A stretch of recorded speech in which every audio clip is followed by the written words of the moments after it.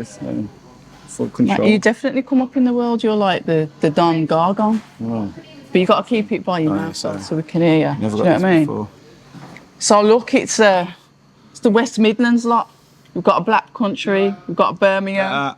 See you later, Errol. Shout out to the BCB Massive. Oi, oi. We know who you are. Stay solid. Don't betray the crew. Nah. Anyway, yeah, so I'm here with you. You're the celebrity, Tyler. Thanks for having us back anyway. Getting ready for a challenging fight. Oh, challenging fights, isn't they? I'm never going to win none of them, apparently, so it makes no difference to me. Do you know what I mean? What is it like when people keep saying that to you, Tyler? You know, when we spoke at the last press conference and you were saying that he's going to be in shock. Yeah. Or I actually used that as the caption. He's going to be in shock and he's not going to know what to do when I hit him. It's bang on though, isn't it? It is bang on, then you can't just switch it up like that. But I think this is going to be a totally different fight. I think Hamza's going to have respect for me and he's going to know he's in for a real fight.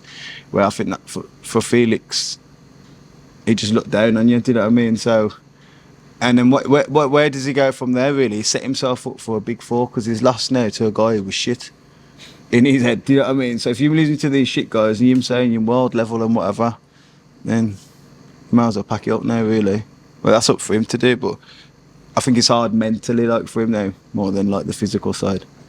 And I'm going to talk about your mentality in a bit, but what I did want to ask, I spoke to, obviously, Ben Shalom, because I remember we were all in the change room. It's like, yeah, what do you want next? He was talking about Chris Eubank Jr. And then, like, I'm just getting all these notifications on my phone. And then, obviously, we have, like, the emergency press conference, the last-minute press conference with you on it. Talk to me about that Sunday, Tyler, because it's like you're buzzing. You go onto a Matchroom show. Like I said, you've been in other people's back gardens. That's not an issue. You get the win, comfortable, competent win. And then it's like, you let me know. Honestly, it's been a mad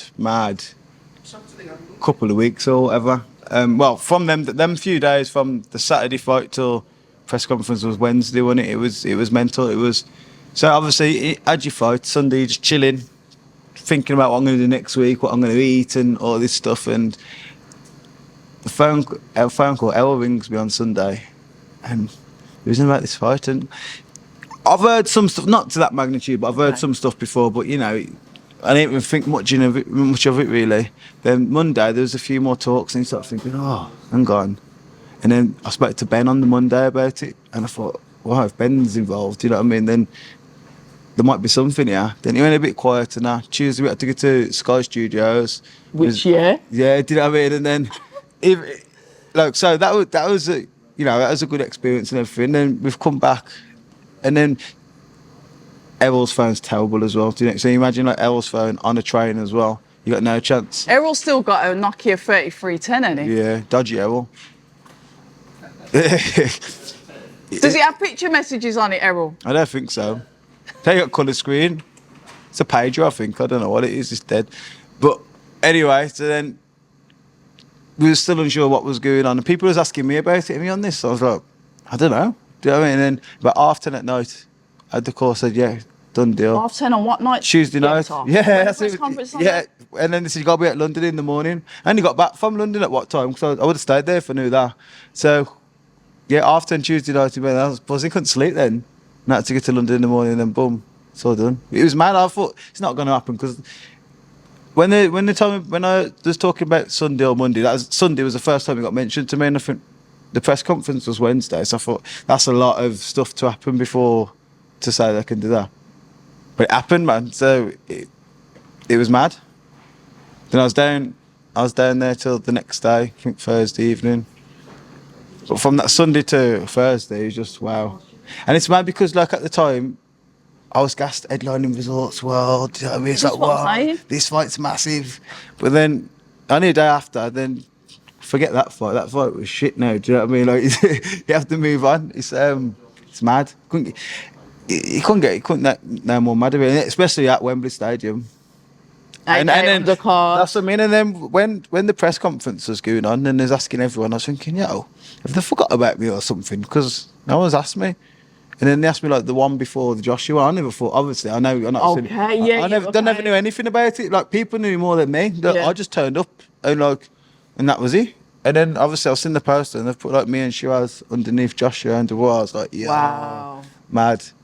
Don't get me wrong. I know it's because Sheeraz more than me. He's an ambassador of Saudi all the Yep. ad season and that, which I don't mind. All I ask for is the opportunities. Yeah, then it's up to you to do what you got to do. Then, do you know what I mean?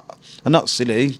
Eddie Hearn won that purse bid, so Felix Cash would take my title and maybe Cash would go into these things, which I don't take no offence to that. Just an opportunity, innit? So you can ask for. And then you can do your thing then, and then carry on. But you know, yours is kind of mad. I don't know if I mentioned this to you before, but yours is almost like a Cinderella story. Yeah, it's mad. I mean, there's some boxers that it happens to, but you're, like you said, from headlining Resorts World, in Birmingham, whatever, Coventry, whatever postcode you want to put it, it's still our neck of the woods compared to going to Manchester, Liverpool, London. And then it's like, you're not even getting over that win. Nah. Check's not even cleared for that fight. And you're already onto. He's laughing about that one. But do you know what I mean? It's like you're already onto the next thing, and this is huge. It's not only huge because you're on it, but it's huge because it's the first Riyadh season event in the UK. And it's huge because, like you said at the press conference, you're looking at the supporting, if you want to put it that way, the supporting fight for the main event. And you're fighting, like you said, Hamzah Sheeraz. That's Frank Warren's boy. The loyalty that is between them two, I will comment on that because look how Frank's looked after him. He's looked after Frank. That loyalty works both ways. And because of that now, you're catapulted into that position to fight him as the champion. I mean, when you the maths is insane. And then, like, you think just at Wembley Stadium and stuff as well. Like, and like, I'd been over the when if I was at Wembley Stadium at like 4 p.m. with about 10 people and the security guards there. Do you know what I mean? But then you've seen when they're going to put you, so he's going to be busy in there. It's going to be mad. And I was telling my son about it, man. He's like, "Nah, Dad." He said, "Footballers play. You can't box there." I said, "Watch, my son." I said, "Watch." Do you know what I mean? It's mental, really. It's mental. But let's talk about the fight at hand. We can talk about, you know, your journey. We know that because we've had several conversations about your journey. It is like the story of Cinderella. You know, I don't know if you're into high heel slippers, but you get the gist.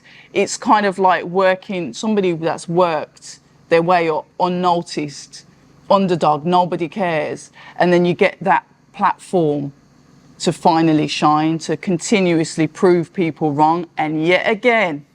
You are going into this fight with Hamzah Sheeraz, and it's like you still got to do the same thing, Tyler. I think that's the beauty of boxing. Yeah, that's the beauty of boxing. Like I think everyone from school knew a footballer who was great, but for I don't know one reason they never got scouted or whatever. But in boxing, as long as you keep winning, you will get the opportunities. Do you know what I mean? There's no one who can stop you. You keep winning, you'll get an opportunity somewhere down the line. It might take long. Some get it a lot quicker than others. Do you know what I mean? But no one can really deny you in boxing. It's on you. It's on you. So that's all I can ask for opportunities. And got Hamzah Sheeraz, and don't get me wrong, it's a tough fight. But I tell you straight, man, if they said to me, fight at Wembley Stadium, but you got to fight Anthony Joshua, I won't fancy my chances, but I say, yeah, okay. Have a go. Do you know what I mean? I'm down for it. Yeah. So to fight, do you know what I mean? To fight, I won't say fight Hamzah Sheeraz because he's a great fighter, do you know what I mean? But he's a guy my weight, it's nothing. Do you know what I mean? I don't look at it and think, whoa, Hamzah Sheeraz. I feel like starstruck. Yeah. Not that because I don't disrespect him, but do you know what I mean? But I would do a lot. I'd fight Joshua, then get woken up and have to fight Dubois. After says this is what you have to do to fight on Wembley Stadium. Do you know what I mean? So it's a no-brainer. I wouldn't even say it's a dream country because it's beyond. I never could have dreamed of something like this. Do you know what I mean? Do you think you underestimated yourself then? Do you think because of like the doubt that maybe other people have had with you, that's kind of like rubbed off on you and you've slightly underestimated yourself as well, Tyler? I never underestimated myself. I just never had any expectations really. Like, all right. Do you know what I mean? So I never really. Even now, I just want to win my next fight and see how you go. Do you know what I mean? People say, "Who are you going to fight next?" I was like, "Next? What do you mean next? I got to do this first." Do you know what I mean? Does that irritate you? No, I can see from their point of view, but it's up to me to stay focused. You know what I mean? Tunnel vision, because you start looking at the next guy. I remember Felix Cash was talking, I don't know, about a month before our fight about he wants to fight Ammo or something and giving him some shit and that. And And loads of people was tagging me in it and saying, look, you need, I just stayed out of it, I can't be asked for that. But said you need to concentrate on Tyler first, and you take your eye off the game, and Take your eye off the game. It's a big drop, man. It's a big drop. But even like the press conference, like people was asking me, are you going to get in for sparring partners? I think, God knows. I don't even, Good question though. I know I leave that up to like Harold and Paul and that. Do you know what I mean? But at that time, I never started thinking about sparring partners. Even now, it's, I don't know, say still like 11 weeks away. They can sort all that out. Just get myself back in the gym and just tick over for a few weeks, really. Like I don't want to do like, I don't need to do like a big 12-week camp, because I've just, my whole life's a camp. I've been training for the last fight. I fought November, then I've been training, I had like a week and a half off, then never even had that. I went to Egypt after. I fought on the Saturday, I went to Egypt I think on the Tuesday, and I was running in Egypt because I was meant to fight February. And that get pushed back. Get pushed back, you know what I mean? There's going to do one in Wolves, I think, February. And then so I got pushed back to March, and then nothing come, then the first bit's come. So I've been training literally all year round. So I've had a couple of weeks off. Feel fresh now. I was buzzing to come back to the gym Monday. I was excited, you know what I mean? It's all off now though. Yeah, after that section that I've just seen you do. Off now. Mate, I was sweating watching it. It's brutal. It's like, and now we're just going to do another 15 sets of 4 exercises for the next hour. What? Paul gets carried away. Listen, after grass. but now I can understand your engine. Yeah. And I was here for an hour and a half, and you was already going for half an hour before I got here. That was the last bit of the. That's staying there. Do you know? And like you say, you look at the old gym. Yeah. No one gets treated any differently. Nah. I was on the bag with a kid. Do you know what I mean? Who've had so many amateur fights and stuff. Isn't it? Yeah, it is, man. You leave your ego at the door and you get booted out otherwise. Do you know what I mean? You get from me to a novice amateur kid. Sometimes the amateur's not in here, to be fair, but a novice pro or something, and then you get your Liam Davises, your Zach Parkers, and you get a guy who's had 2 professional fights. Do you know what I mean? But we've been there. Do you know what I mean? On them small law shows as well. Yeah. So we're trying to help them out as well. We won't have to buy a ticket really because they're all shows, but we're trying to help them out, buy a ticket, even if we can't make it. Do you know what I mean? Say give it to you give the ticket money. Yeah. Because that's all. You can't forget them same struggles. Do you know what I mean? We're now fighting on these cards. Everyone's like, can I have a ticket? Can I have a ticket? But you're still happy to give them the tickets and stuff. But when you're fighting at Warsaw Town Hall, now you're begging people, do you want a ticket? Now I'm busy that day. You know what? It breaks my heart, because you've had the advantage, and I'm going to call it an advantage, because when you start from humble beginnings and you've got that hunger, because that's one thing I will say about you, you've got that will and that hunger. Yeah. It's like you've progressed. But feel sorry for the ones that had the big stage first and flopped and have had to come back down. Do you understand? Yeah, that to me, that's brutal. And that's why every time you've always said, I'm not going back to fighting. And it's like, you were so determined in what you were saying, Tyler. It was like, listen, it's not happening. And it's that will. And I'll say that I saw Alexander Usyk with the same will when he was getting touched up by Fury. But there's something about him that he's able to dig deeper and say, you know what, I'm fighting for my life. Someone's trying to kill me. And it's that kind of hunger that you've got as well. Do you know what I mean? I think you need it in. Not everyone's got it though. No. And that's what really upsetting really. Someone says, like, you see some kids in the gym, I don't know, like 10, 11 years old. Yeah.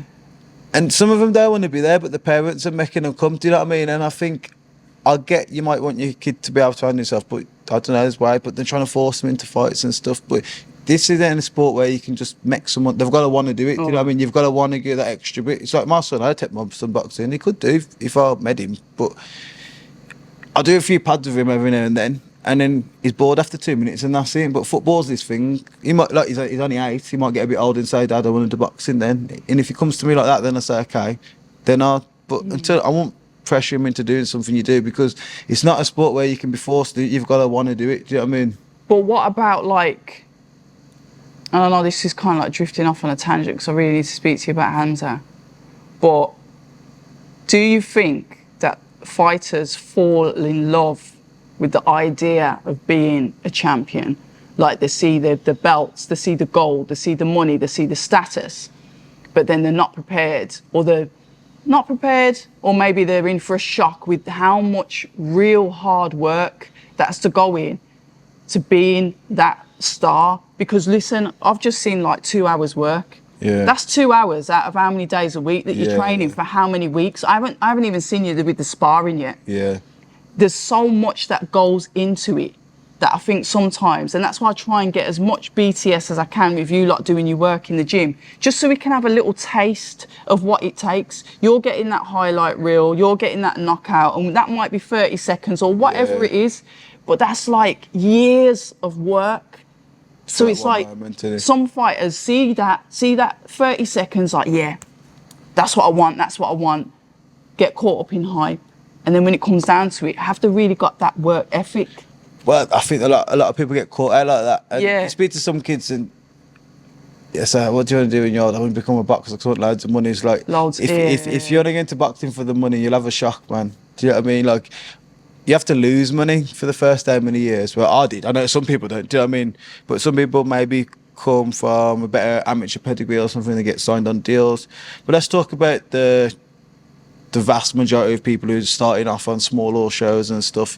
You have to sell so many tickets, and then you have to pay for your medical bills and stuff. Do you know what I mean? Brain scans and cheap. That's what I mean. Like £600 or That's whatever. what I mean. And then you got your bloods on top of that, your license fees, and then eating healthy. It's cheaper to get a kebab probably every day than eating healthy. Do you know what I mean? Your supplements and that is you don't make the most people who start off there make money for a few years out of boxing, and you got to be willing to still do it even though you're probably losing money. Do you know what I mean? It doesn't make sense, but you got to believe in yourself, I think. I love that self-belief. And self-belief is something that I'd say lives well within you. We can see that. Hamzah Sheeraz is no pushover.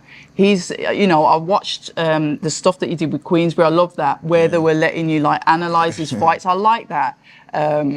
Because it's like, let's have a look and see what he thinks about the style of Hamza. So shout out to Queensberry for that. It's creative, and I love when the media outlets are creative with what they do.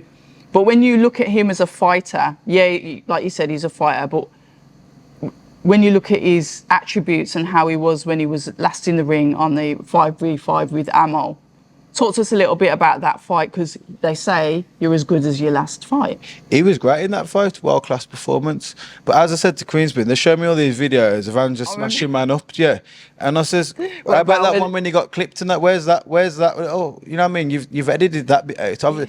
It's going to be biased. I get that, but what do you want me to say when you show me him knocking this guy out, knocking that guy? Whoa, I won't want to fight him. Like, what do you want me to say? Do you know what I mean? Could be a little bit of psychological gains, maybe trying to... Maybe, but I don't read none into none of that. Do you know what I mean? You could watch a guy punch your bag and think, fucking hell. Do you know what I mean? But that's irrelevant, really. That's not the stuff I look for. I look for the bit where he got caught there and he got caught there. Okay. And say, for instance, off his last fight, he got caught in the second fight. Don't get me wrong, world-class performance, but I'm not there to be a cheerleader for Sheeraz. I'm there to look what I'm going to do and what benefits I can get out of. He got that fight. He's been dropped before. Bradley Skeet fight. Like, nobody seems to want to ever talk about. You know what I mean? The blow after Very controversial sort of thing. That. Fair play to him. He had to drop him in the first place to hit him on the floor. We definitely hit him 2-3 times on the floor. Do you know what I mean? If that was me, I'm disqualified and do you know what I mean? Whatever. But certain things happen for, sometimes if you face fit sort of thing. And Hamza's a cool guy as well, do you know what I mean? Yeah, it's mad, he can't say a bad word. He's like a gentleman. Yeah, he's a nice guy, man. But this is boxing now, so you need to exploit whatever weaknesses are there. Because he's quite tall. He's and mad gangly. tall, he's like 6'3", isn't he? Yeah, for his weight. I mean, for his fight weight. Brad Ray was 6'3" as well. Was he? Yeah. Right, okay, thank you, because I didn't remember. I knew one of them that was... They're usually taller than you. Yeah. Listen, hey. being 5 foot's fine. Anyway. And the rest, come on. Do those extra inches really... Well, that's a question for you, I don't know. Well, it's a question for me, but not on this show, and definitely not on this video. But I didn't realise Brad was... Brad's 6'4". Okay, so so you've been in with that kind of opponent. River's about 6'2" as well. I know River's tall. I mean? So don't get me wrong, just because you're tall... No, he's got very long he's better levers, than these guys and as well. He's able to push the power, even though to the eye, to the untrained eye, or even me, it looks like he's just tap. Yeah. But he's able to push the power in those movements. He has, man. Like his jab, like he's dropped a few people with a jab, Denny Sheeraz. I know the task at hand. Yeah. But I'm not the sort of guy to get worried about anything. Do you know what I mean? I don't like you say, I don't be disrespectful, but I'm not interested in what he's got. I just think what I've got. Do you know what I mean? What I'm going to do to that guy, not what he's going to do to me. Because if he sat there thinking, "Wow, he's good at this," you'd never fight anyone, would you? Yeah, for real. Do you know what I mean? So, it's great. And I like to big him up anyway. The more I big him up, then I beat him. Then they have to give me that. That's where we're going to go, because it's like, you beat Queensbury's Golden Boy. You're the champion at the end of the day. Yeah. So we're looking at statistics. You should remain the champion. You're a champion for a reason. You're putting yourself through the tests. But what will this mean to you? And I said it last time with Felix Cash, and I'll say it in every fight that you have, because you're only going to progress now. You're looking at world honours. No, you're not overlooking anyone, but you're pushing forward. So what will it mean to you when you're in Wembley and your hand is raised at the end of that fight now? And we're talking about just you getting gassed because you're getting raised in Birmingham, Felix Cash, and then now we're looking at Hamzah Sheeraz. What does that mean to you? He's everything, but as much as it's everything, I know the surroundings and everything, and that's more for other people really, but I was just as happy when I won my European title as when I won my Midlands title. Do you know what I mean? At Walsall Town Hall against Tom Stokes. Winning to me is winning. It could be, I don't know, man, like, you can't beat that feeling, so it don't matter the surroundings and everything. I'm just, every fight for me is like I've just won like £1 million in the world title, like, don't matter. Do you know what I mean? I just get buzzing off winning, and I'm a bad loser. I don't know if I'm more happy that I've not lost than I've actually won. Do you know what I mean? So yeah, I remember you bit my head off about the River Wilson Bent one when we first met. I thought, oh my God, he's sharp, isn't he? Yeah, because you was like, I want to film him. I was like, what you want to film him for? Yeah. That was funny. Don't worry about that. That was funny. But honestly, Bezzy mates since then. That is cool, man. It's cool with Riz. Do you know what I mean? And I seen it in the interviews, I'll big up with Riz yourself, saying about, you know, because what do you think the fight will do? It's easy to say Hamza would win, do you know what I mean? Which a lot. I don't take no offence to it, do you know what I mean? Yeah, but I've never. Look, I'm in the media, and yes, I do have bias, but I can still apply critical thinking, and I can still be very constructive. But the one thing I will say about you is that you've got will and determination, and it's not false. It's not just for the cameras. You actually 100% believe what you're saying, and belief is probably one of the strongest and probably one of the most underestimated things that anyone can have when they want to achieve something. Yeah, man. You've got that. 100%. And I'll get and that's dangerous, you know. You know when someone's standing in front of me and it's like, I ain't going anywhere because I know I'm gonna this is what I said with the cash thing. I said when he hits win, I'm still there. And I was still there, do you know what I mean? And I was thinking, fucking hell. But you get that belief from these little clips that you've seen today from the training. Do you know what I mean? Yeah. And you do that 2-3 times a day for 10 weeks. How can you not believe in yourself from that? If you don't believe in yourself after that, boxing's not for you. Yeah. But I get it. The other guys are doing that as well. Do you know what I mean? So, but fight night's different, man. Fight night's different, and fight night. I'm all about fight night. Sometimes I have some terrible spars and stuff, but that's how you learn, right? Yeah, man. You can't always win, you know, Tyler. You're not going to learn all the time from winning. Do you understand what I'm saying? Yeah, you have to fall on your face. You have to. And sometimes in sparring, it's not even so much like sparring. That's why, you know, when people say don't take much off sparring, I 100% get it, and it's not because I got it. If you planned a sparring date and you've done nothing to that sparring, but I might spar in the middle of, I don't know, from like 4 weeks out, I've been training for 6 weeks, your body's tired. I might have done, I don't know, track day before, and then strength and conditioning on the night, and the other guy's just chilling, and it's fresher, fresh, your legs are tired and stuff. And then you go, I beat Tyler Denny up. It's not beat up, I don't ever get beat up, but like, I got the better of Tyler Denny, and I'm thinking, well done, mate, do you know what I mean? Let's see how you get in, you know what I mean, when I'm fresh and you're ready. And I've had people like that before, and they've been a bit smug, and we sparred again the next day, and I've made sure, I've told Errol, I'm not listening, I ain't doing nothing the day before that. I'm like, you know what I mean? Telling people you little vicious animal. Yeah, well, I don't like it, man. Sparring, and it's like, I don't, it's just little movements. But that's the competitive side of it, isn't it? So next week, I've just chilled. So I've told him straight, I ain't training today, sparring that guy tomorrow, and watch what happens. Listen, I'm gonna have to cut this because we're going on to half an hour already. I don't know what it is. Tyler, we'll end up doing like a 3-hour podcast, We you can know. do it, man. We can do it. When I get everything set up, I'm telling you now, you're going to be in there and we're going to have one of these mad convos. And we're going to talk about everything, possibly even inches, who knows. But what I want to do is I want to shout out the BCB guys, Paul Mann, Errol Johnson, you know, brilliant. Hang on, before I start, yeah. because Paul's looking at me over there. Get Matt Sturgis in because he gets a bit upset. Matt Sturgis, okay, apologies. There's Ben Wilkes as well, but I've Ben done an Wilkes. interview before and I never mentioned Matt Sturgis. He's like, I was listening for the whole hour before, you never mentioned my name. I was like, Okay, "Oh." apologies. So at least you're not letting it get to you, Matt. Do you know what I mean? But shout out to the BCB guys. The fact that, you know, you've been with them since the beginning, more or less the beginning. They've carried you through. You're a European champion. You're on the wall. I'm leaving them now because I've demanded. I'm only going to give them a small percentage. Now, do you know what I mean? He's scowling. Unless we can drop the management and coaching fees down to 5%. I'm gone. Yeah, look, he took his hat off. He's took his hat off. And oh my God, the glasses are off now. Yeah, but listen, shout out to these guys. Shout out to you. Thanks for having me. I'll come and see you again through camp anyway. Guys, please support Tyler Denny. Get over to his Instagram page and his Twitter page, Twitter, Twitex, whatever you want to call it, and follow him, support him. His journey's a good one. He's one of the good guys as well in boxing. Hey, and hopefully we get Sean Paul walk me out to Wembley as well. Do you know what I mean? Hopefully. What was that like? Mad. But I know he's got a tour in Canada, I think September, but he don't know when it finishes. But he sent a guy to message me and stuff, so I've got contacts now. If we can get him, imagine walking out, mate, infiltrate but at Wembley. I tweeted it. Remember, I know. And then you told me as well, he said he's there, and I was like, yeah. That's what I'm saying. Look at that. Teamwork makes a dream work, man. We've got to keep our fingers crossed. Sean Paul, if you can walk him out, that would be phenomenal. Oh my gosh. Madness. Big things for Tyler Denny. Stay ready. People say I'm toxic, and honestly, I don't care.